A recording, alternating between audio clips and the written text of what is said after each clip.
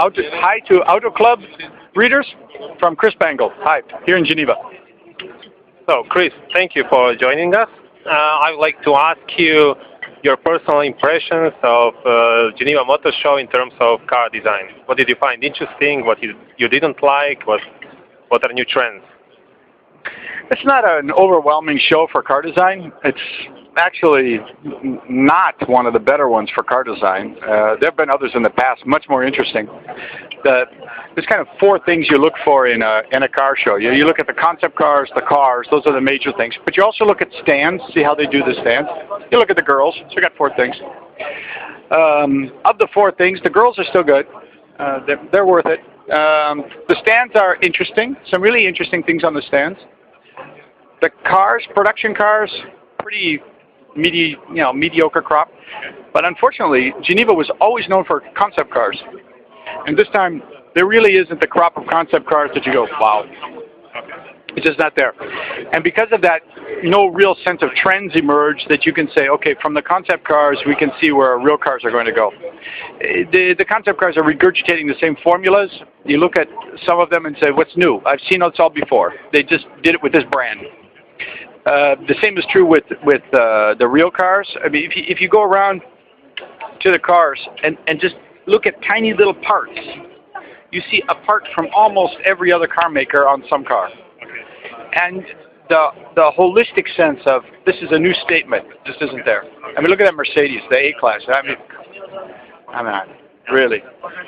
So what do you think? What's the reason for that? Well, a little bit is probably in an economic condition where times are tough. People get conservative. They get afraid to be bold, afraid to do something new and unique. And you see it in the product. Many of these brands are now so mature that people are afraid to move them forward. They're afraid to try something new because it's not our brand. You know? They forget that these brands only came about because people did new things. They tried new ways of doing it to begin with. And when you see brands like Lamborghini, where you go, come on, you guys should be showing leadership here. It's missed opportunities. So, nevertheless, is there any concept or production car that stands out?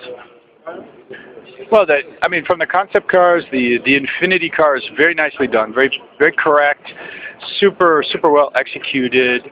There's, I mean, speaking from execution, also the Toyota show car, the white four-door, I can't remember the name of it. It's really quirky and wacky and has some real unusualness. But the execution is really nice all throughout, interior, exterior. That's nicely done. Other than that, on the show car scene, it doesn't come across so much like these are dramatic show cars, you know, from intent. They weren't intended to be. I mean, like the Pininfarina show car is intended to just show we do competent production cars. It's not intended to, you know, break open the dams of car design. There's nothing really else that somehow is noteworthy on that scale. The Bertone cars is interesting in the homage to the old Bertones is there, but you know, Mike and his team are trying to make a car that they can also drive, and so it's limited a little bit by the realities of trying to actually rebody a real Ferrari.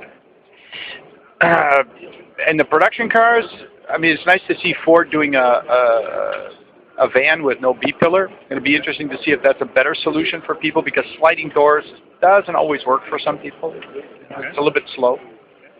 The A-Class from Mercedes is a little bit of a question mark to me, how that became a Mercedes. This 500L from Fiat has a sense of, you know, it's a countryman from Mini that didn't quite make it as a countryman, so they made it a Fiat. I'm not really sure about where those brands are going with those cars. Okay. Thank you very much for your time. Okay, sure.